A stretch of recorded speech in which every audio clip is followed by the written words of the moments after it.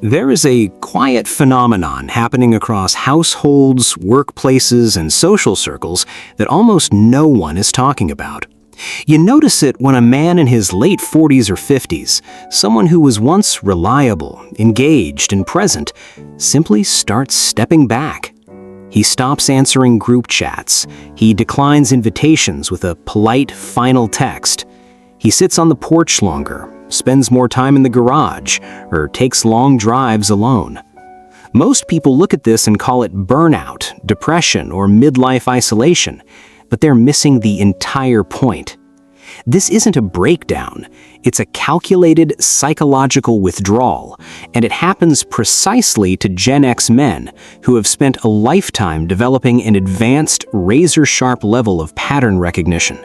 When you spend decades watching the same loops repeat, the same corporate games, the same relational manipulations, the same cultural cycles of outrage and false promises, your brain stops treating them as isolated events and starts seeing them as a predictable script.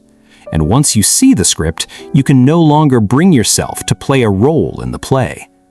To understand why high pattern recognition leads to isolation, you have to look at what Generation X carries. Raised as the classic latchkey kids, you learned early on how to self-soothe, how to figure things out on your own, and how to read a room before you even walked through the door.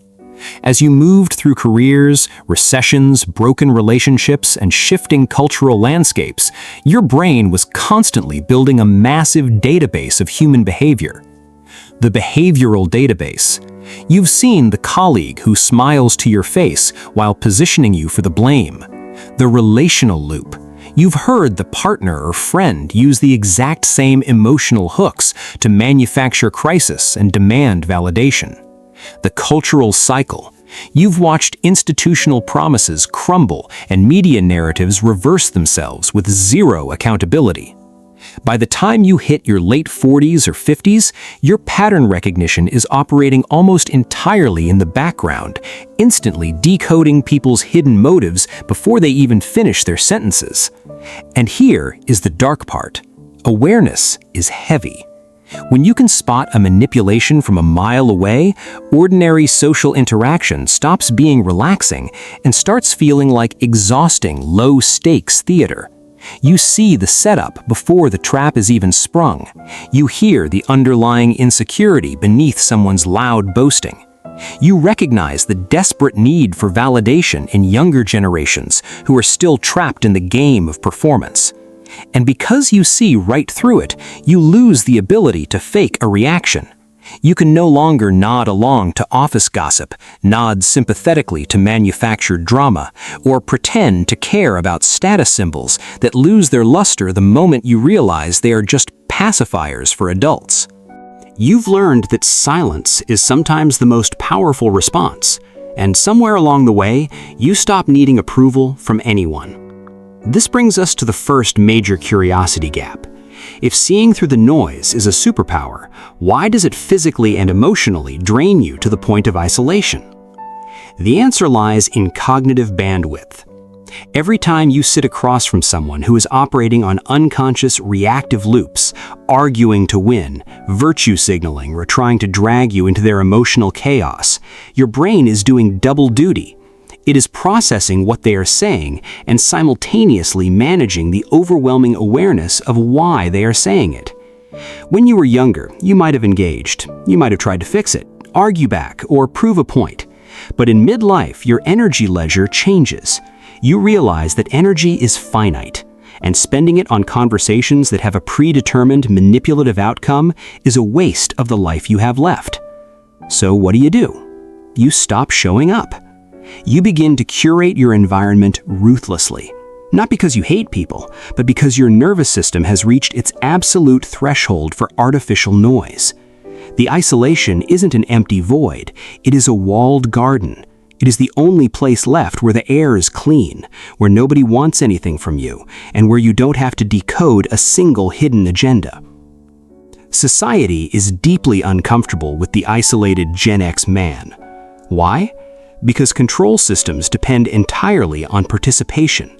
Modern consumerism, corporate structures, and toxic social dynamics all rely on the same fundamental mechanism, keeping you desperate, insecure, and seeking external validation. If you need status, you'll work a job you hate.